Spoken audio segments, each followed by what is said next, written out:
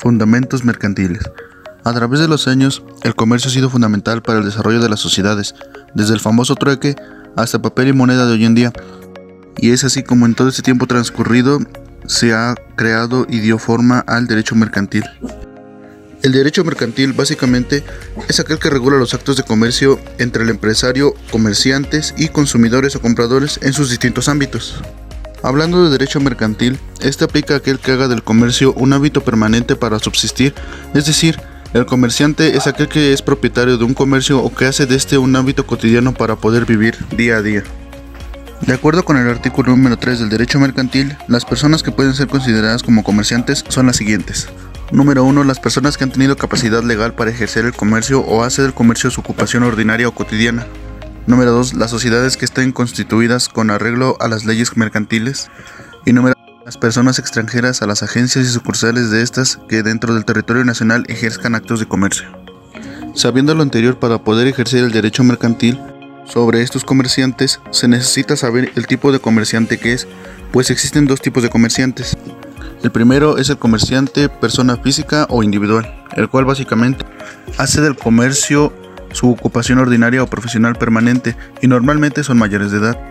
Y el segundo tipo de comerciante es el comerciante persona colectiva, el cual básicamente son comerciantes nacionales y extranjeros que por disposición legal ejercen el comercio de manera lícita y están registrados ante su personalidad jurídica. Todos estos comerciantes tienen ciertas obligaciones al ser considerados como tales, las cuales algunas de ellas son obtener la licencia del giro mercantil ante el gobierno del Distrito Federal, ahora conocido como CDMX, registro en la tesorería, obtener licencia de inmueble, entre otros. Sociedades mercantiles. Hablando de comerciantes sujetos al derecho mercantil, toca hablar sobre las sociedades mercantiles, pues básicamente es una persona jurídica que tiene como finalidad realizar actos de comercio sujetos al derecho mercantil o derecho comercial. Y la constitución de este comienza desde el contrato social, que básicamente fácilmente modificable para la admisión o separación de nuevos socios, y en este contrato, al ser firmado, pasa a ser un acta constitutiva. El segundo aspecto es obtener una personalidad jurídica, la cual básicamente, al cumplir con su inscripción al registro público, puede realizar actos de comercio que le sean autorizados. En el aspecto número 3 son los estatutos, el cual básicamente sirve para organizar la estructura y funcionamiento de los órganos sociales y de los propios socios. Por último, el aspecto 4 es la representación, el cual corresponde a sustituir a todos los socios en nombre de un solo socio, frente a terceros. Ahora bien, para el estudio debido de estas sociedades mercantiles se clasifican en dos: clasificación doctrinal y clasificación legal. Primeramente, en la clasificación doctrinal se clasifican por su actividad económica, es decir, aquí tenemos a los tres sectores: el sector primario, secundario y terciario. Pues están las empresas por su forma jurídica, y aquí encontramos las empresas individuales, las cuales básicamente pertenecen a una persona y normalmente son negocios de giro familiar. También se encuentran las empresas colectivas o sociedades, las cuales abarcan desde sociedad de nombre colectivo, sociedad en comandita simple, sociedad en comandita por acciones, sociedad de responsabilidad limitada, sociedad anónima y sociedad cooperativa. Por último, en la clasificación doctrinal están las empresas por su ámbito de actuación, las cuales según su ámbito de actuación y funcionamiento en el ámbito geográfico en el cual las empresas realizan su actividad, es decir, las empresas locales, regionales, nacionales, multinacionales y transnacionales. Después está la clasificación legal, las cuales conforme a la primera Ley General de Sociedades Mercantiles reconoce las siguientes sociedades mercantiles. Número 1. Sociedad de nombre colectivo. Básicamente es aquella que existe bajo una razón social y en la que todos los socios responden de modo subsidiario o limitada solidariamente. 2. Sociedad en comandita simple. Básicamente es la que existe bajo una razón social y se compone de uno o varios socios comanditos que responden de una manera subsidiaria y están obligados al pago de sus aportaciones. Número 3. Sociedad de responsabilidad limitada, la cual se constituye por socios que solamente están obligados al pago de sus aportaciones sin que las partes sociales puedan estar representadas por títulos negociables. Número 4. Sociedad anónima, es la que básicamente existe bajo una denominación y los socios se limitan al pago de sus aportaciones. 5. Sociedad en comandita por acciones. Estas se componen de varios socios comanditos que responden a las obligaciones sociales y están obligados al pago de sus acciones. Por último, la sociedad cooperativa, la cual se rige por la Ley General de Sociedades Cooperativas y es una forma de organización social integrada por personas físicas que con el esfuerzo propio y ayuda mutua satisfacer las necesidades individuales y colectivas. De las sociedades mercantiles existen tipos de sociedades de las cuales contienen ciertas características que las hacen diferentes, comenzando por la sociedad mercantil de hecho, la cual básicamente no se constituye mediante escritura pública, por lo tanto se constituye como una persona jurídica. Pues están las sociedades irregulares, las cuales no se han constituido o inscrito conforme a la ley. Después está la sociedad de objeto ilícito, cual ante la ley considera una conducta ilícita, por ejemplo, las que constituyen para lavado de dinero, tráfico de drogas o ventas de artículos robados. Por último, la sociedad extranjera. Son las que se constituyen legalmente en el extranjero pero que se establezcan en la República extranjera o en territorio nacional. Comercio exterior de México. Empezando por las actividades económicas que influyen en el desarrollo económico de México, las encontramos divididas por sectores. Principalmente encontramos el sector agrícola, conocido también como sector primario, el cual básicamente es una actividad productiva la cual se enfoca en la producción y extracción de materias primas.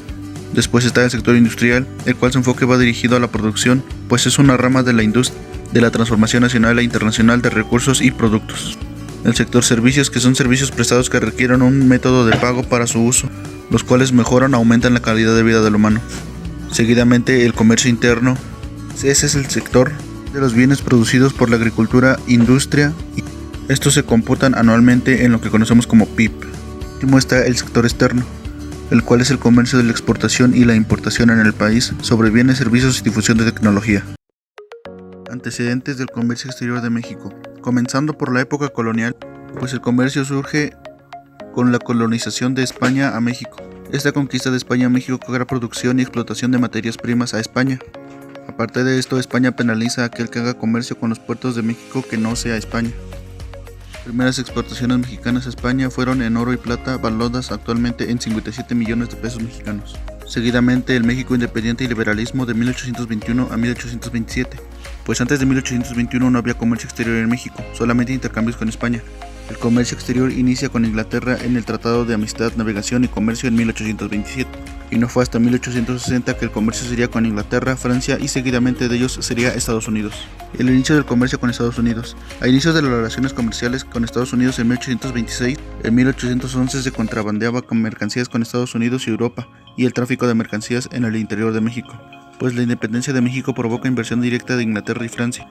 Es en este tiempo donde Estados Unidos exporta más a México que lo que recibe de él. Y las primeras exportaciones de México a Estados Unidos fueron metales preciosos, tintes, especias y ganado, y viceversa de Estados Unidos a México fueron manufacturas, maquinaria, papel y armamento. En el Porfiriato, México adquiere el rasgo de capitalista dependiente, pues se forma la economía primera exportador. 1888 a 1889 las exportaciones se dividen en México en 69% Estados Unidos, 19.9% Inglaterra, 5.1% a Francia y 4.1% a Alemania. De 1892 a 1893 crece al 76.4% de las exportaciones con Estados Unidos. Comercio exterior en la Revolución Mexicana. El comercio exterior se incrementa de 1911 a 1920 en exportaciones de petróleo por la Primera Guerra Mundial. En 1920 se convierte en el mayor exportador de petróleo a Estados Unidos. En 1935 las exportaciones a Estados Unidos bajan 63.3% con pieles, cerveza, pescado, etc. Y en 1940 se registra un saldo en México de 361.4 millones de pesos mexicanos en exportaciones a Estados Unidos. Por último, la crisis de 1929. En 1929 la Gran Depresión causa la flagelación de toda actividad económica en México, bajando así el PIB. De 1929 a 1974 se presenta la lucha contra compañías petroleras. En la crisis de 1929 se reduce exponencialmente las exportaciones de México. No fue hasta 1940 y 1946 cuando se plantean nuevos términos de la dependencia de México con Estados Unidos. Y es así como en 1942 se firma el Tratado de Libre Comercio de América del Norte entre México, Estados Unidos y Canadá, y entra en vigor en 1994 durante el gobierno del presidente Carlos Salinas de Gortari el 1 de enero. Comercio exterior con Estados Unidos. Vemos que no fue hasta 1826 cuando México estaba teniendo sus primeras exportaciones con Estados Unidos. Y si regresamos un poco a los antecedentes del comercio exterior de México, nos encontramos con que las primeras exportaciones a Estados Unidos fueron metales preciosos como el oro, plata, cobre, etc., tintes, productos agrícolas, entre ellos semillas, especies y derivados, ganado, etc. Y es así como a su vez Estados Unidos exportaba a México papel, manufacturas, maquinarias, armamentos, etc.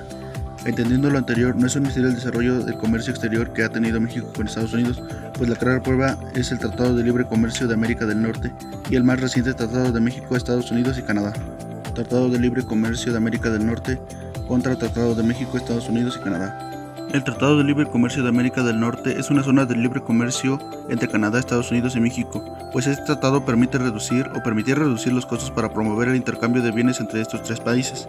Ahora el más reciente tratado entre México, Estados Unidos y Canadá, cual básicamente es una mejora del anterior tratado, pues este permite la facilitación del intercambio comercial entre los países miembros, el cual son Estados Unidos, México y Canadá, eliminando las restricciones al comercio e inversión, pues este presenta un escenario de intercambio de comercio activo conocido como bloque comercial. Para su mayor comprensión se presenta un cuadro comparativo sobre las características de ambos.